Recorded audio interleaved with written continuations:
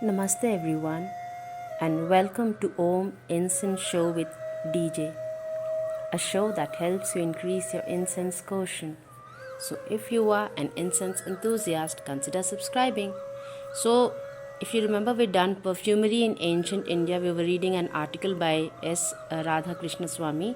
So we'll be continuing that article, and it's a 9-page article. I read a few points in the last episode, and I'll be reading some more here to complete the article.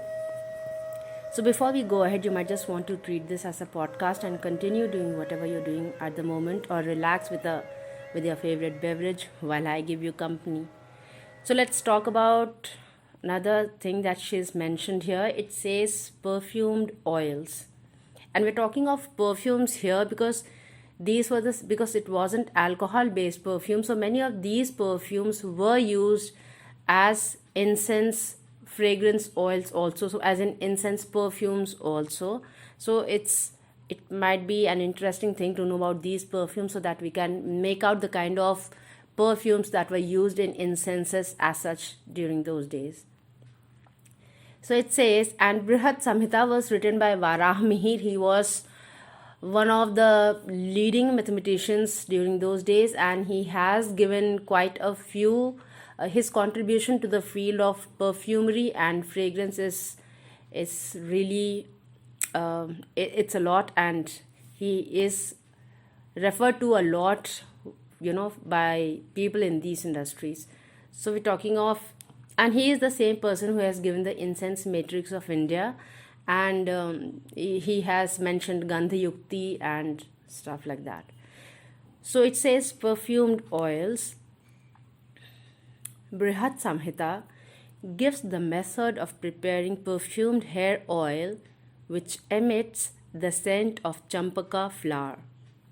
Equal quantities of the powder of manjeshta, that's madder, Vyaghra that's Euphorbia antiquorum, Sukti, that's Unguis odoratus, cassia bark, costus, and resin should be mixed in sesame oil, and then the oil should be heated in the sun. So most of the stuff, these kind of things that were done were mostly done, it was heated in sun, and these things were kept in terracotta stuff. So those earthen matkas or pots that we have, so those were used, the fresh ones, the freshly baked ones were used, and it was mostly sealed with a cotton or muslin cloth, and then with clay or all around it. It says Basavaraja has suggested that oils meant for bath, massage, etc. should be rendered fragrant by mixing aromatic ingredients and medicinal herbs. His suggestion is that sesame grains should first be perfumed with fragrant flowers like champaka, pannaga, ketaki, jati, etc., and crushed into the grinding stone to obtain fragrant oil, which should be used for anointing. This method is somewhat different from the one recommended in Brihat Samhita. According to Agni Puran also, sesame grains were first perfumed with flowers and then crushed to yield scented oils. Thus, it becomes clear that the two different methods were in vogue in those days to prepare scented oils. I don't know why she said that it's different. Sounds same to me, because even in Agni Puran, the way they've mentioned it is that in the base of that earthen pot there would be one layer of fresh mogra flowers, and then another layer of sesame, and then it would go on till the pot was full, and then that pot would be sealed with a cotton cloth on top, and with the clay all around it. It would be left in the sun for 24 hours, and then the next day the flowers were changed, and this was done till the time you got desired fragrance in the flower, and then the seeds were crushed to get those flowers, to get the oil from those grains. So that's how the famous perfumed champa oil of India was made. So that's what's mentioned here. It says, thus it becomes clear that the two different methods were in vogue in those days to prepare scented oils. It is interesting to note that the author of Shiv Tattva Ratnakar has also given the general method of extracting oil from sesame seeds and also various methods of treating and processing the grains and perfuming the same. He has recommended sesame oil as the oil base for preparing other types of perfumes also. So it is advised that the oil seeds should be thoroughly dried in the hot sunlight. Two modes of processing sesame grains depending on the weather are given. Application of heat by exposing to the rays of sun in summer, autumn and spring, and heating the grains on fire in rainy season and in Hemant season. So Hemant is the faggot of winters, I guess. So that's how it was done those days. And if you must have noticed that most of these perfumed oils and most things that were to be applied on body were done using sesame oil, because sesame oil is supposed to calm all the three doshas, that is the vitiated Pitta, Kapha and Vata. It is also noteworthy that Basavaraja has described the 5 methods which were in vogue in ancient India for the treatment or perfuming of sesame grains. Mardana, or rubbing by making use of the juice of Panchapallav, that is leaves of the 5 trees, Ficus racemosa, Ficus indica, Ficus lacquer, Mangifera indica and Ficus religiosa. These were the 5 plants from where the leaves were taken for the Panchpallav. Swedan, that is applying vapors of the juice of Sarvagandha. Lepan, besmearing with 3 jatak, that is bark of cinnamon, Zelenicum, cardamom and Cinnamomum tamala. And Triphala, 3 myrabolans. Dhupanam, that is fumigation with agaru, kumkum, that is saffron, and chandan, that is the normal sandalwood. And vasanam, consisting of perfuming by mixing sesame with the powders of other aromatic substances. Recipe for preparing 2 kinds of oils emitting the smell of flowers is also provided.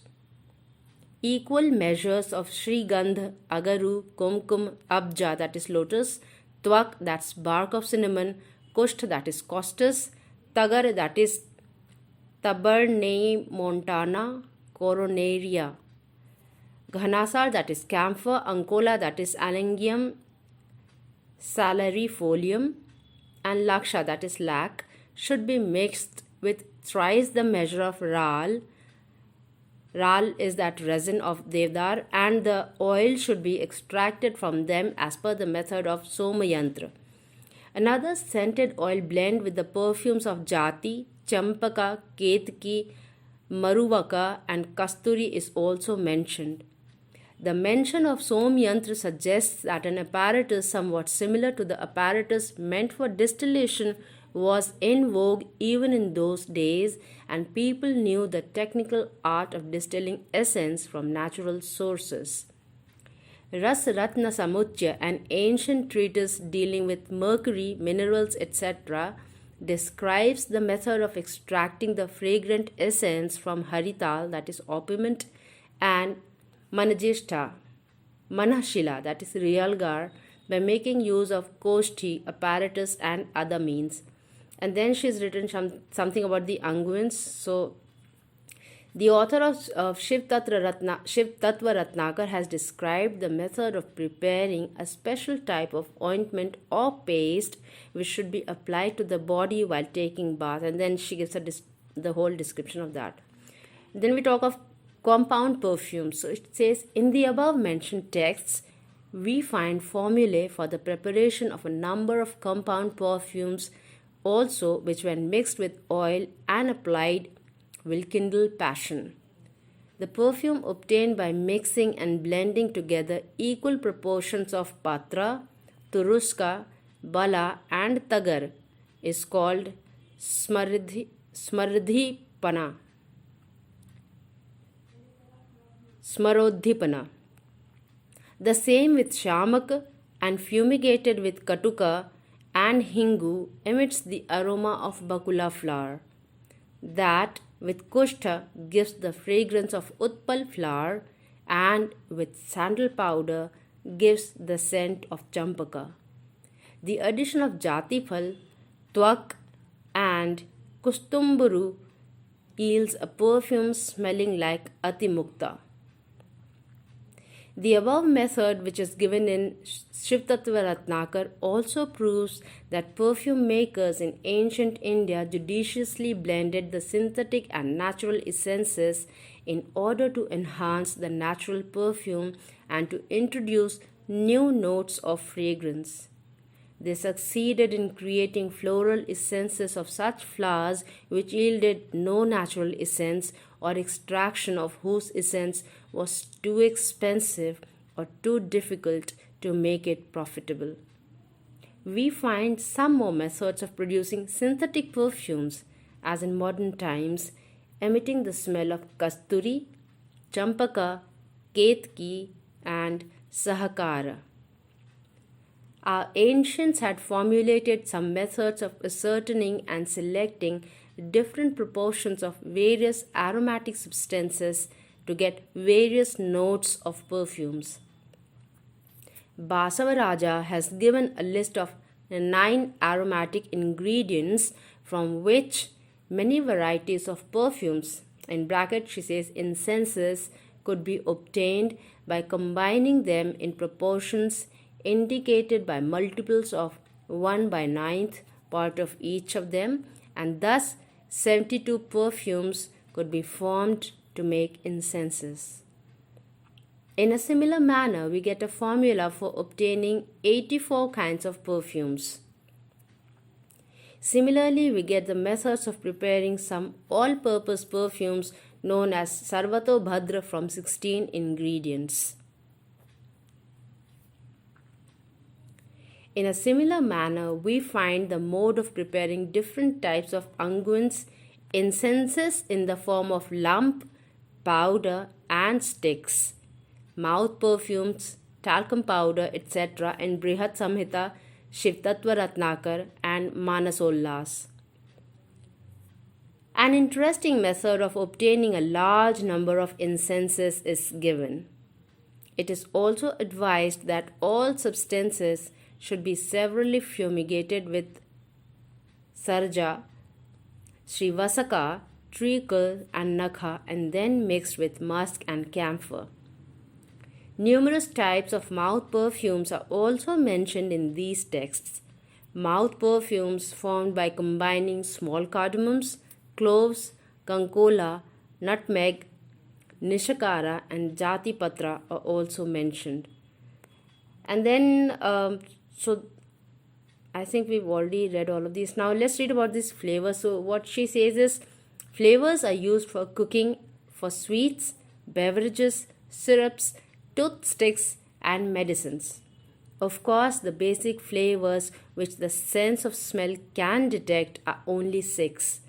But the conception of flavor involves combination of these basic stimuli with the concurrent odor sensations.